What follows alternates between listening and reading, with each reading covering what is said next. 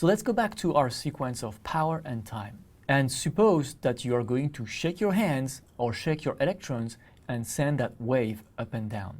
Now your job is to make sure that in that wave, you represent those zeros and ones. That symbol, those chips, they have to be there anywhere. The question is, how are you going to represent those zeros and these ones in that wave? There are a few techniques, and if you master those techniques, you're going to be savvy in many other technologies that use radio communication because they are used pretty much everywhere. So, one thing you have to do is to define a tempo, and you can hear my snapping. That's something that you can call the clock, or the tempo, or the speed.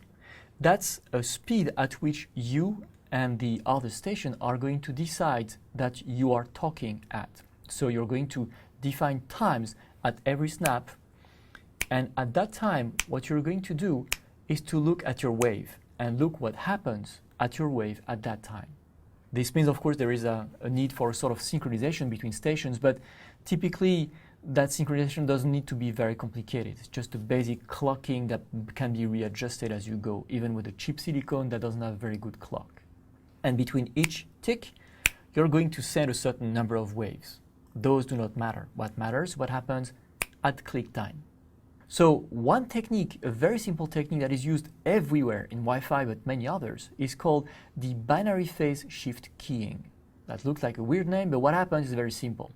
You send your wave, and then at the point of the click, you're going to look at what happens at the wave. Let's suppose that you are sending a 0. We're going to adopt a convention between me, the sender, and you, the receiver, that if that's still 0 I want to send, well, I'm going to continue my wave as if nothing happened, like this. Because there is no change, nothing happened at the click time, then you know that this is still a 0. And then we're going to agree that if I want to represent a 1 instead, I'm going to do something which is to change dramatically the direction of my wave. So you see in my third area, you see the shadow of my green light. My line was going up. But I'm going to decide that if I want to send a 1 instead of continuing my wave and going up, I'm going to go suddenly down. So if you're the receiver, you notice that my wave was going up and boom, suddenly goes back down instead of continuing its way. And you know that change means that you're now sending a 1. And we repeat the same logic at every click time, which means in the next one, if my wave was going down, I suddenly go up, well, you mean that again, that means a 1 because you're changing direction. And if in the next one I continue going down suddenly while I was going up, that's again a 1. And if, of course, I go down as I was going down, that is, there is no new change in my wave at the next click, I know that this means 0. So you see, we can adopt this convention to say that every time you want to mean 1, instead of continuing your wave as it was, you just suddenly change its direction the other way. That's called binary phase shift keying. Again, it's used everywhere. You'll find people saying it's called differential BPS key because you look at the difference between 0, which is your reference, and 1, which is the thing that changes. There are a few variations of BPSK, but they are always doing the same. You could decide that 0 is when you change direction. You could decide that if the next one is the same as the previous one, then nothing happens. But if the next one is different, then you change direction. You see you have a few variations of BPSK. What we use at Wi-Fi is the one you saw on that black board. But you see, it's pretty simple. It's pretty simple, but it's also limited, right? Because if you send 1 megabit per second, it's pretty limited. Because if you send 1 bit times 11, and you need 22 megahertz to send all that, sending that speed with the speed of the click means that you can have a speed of up to 1 megabit per second. So that's not too bad. That's 1 million chips per second, but that's not gigantic. So how can we do better and go faster? You know, with the same clicking time, find a way to represent more bits in our waves. That's where QPSK comes into play. And here we say, well, why don't we group bits by 2? Instead of looking at each bit individually, I'm going to take sequences of 2. So I'm taking the same scale, I'm taking the same clicking mechanism, but instead of looking at each bit, I say that each wave, each between click wave, contains 2 bits. For example, I start with 0, 0. And here I'm going to make a slightly different change.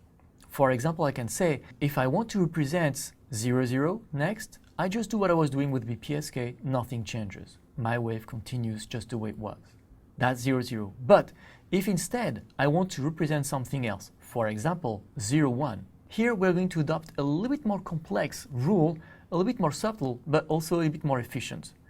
So you are going to say, for example, if my next sequence is 0, 1, and I was going up, I'm just going to keep on going up, but instead of continuing where I was, I'm going to restart from the bottom of my wave, just like this.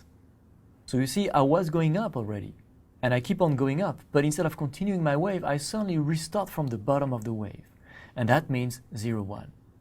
Okay, if I want to send instead 1, 1, I could do what I do for BPSK and suddenly change direction, like this. And if I want to say instead of 0, 0, 1, 0, if I was going up, well, I'll continue going up, but actually I'll jump directly to the top of the wave, which means that I will start from the top and go down, like this. So you see, we have 4 changes. One change to say 0, 0, you continue a wave as if nothing was there. One change is BPSK, right? You say you were going up, you suddenly go down. And the 2 other are intermediate changes where you say you were going up, you restart from the bottom. Or you were going up, well, you jump directly to the top of the wave. So that gives you 4 different possibilities, and of course, because you have 4 possibilities, you can represent 2 bits, because there are 4 combinations in 2 bits. And that gives you the ability in each click to represent the change of 2 bits, and that allows you to double the speed from what you had before. So if BPSK allows you 1 megabit per second, QPSK allows you to double. Now you are 2 megabit per second. So that's a lot better. Again, QPSK, just like BPSK, is used everywhere. You need to know how it works because you'll be very comfortable in many, many radio technologies.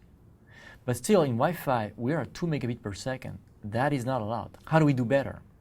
Well, then we need to be a bit more intelligent or more complex.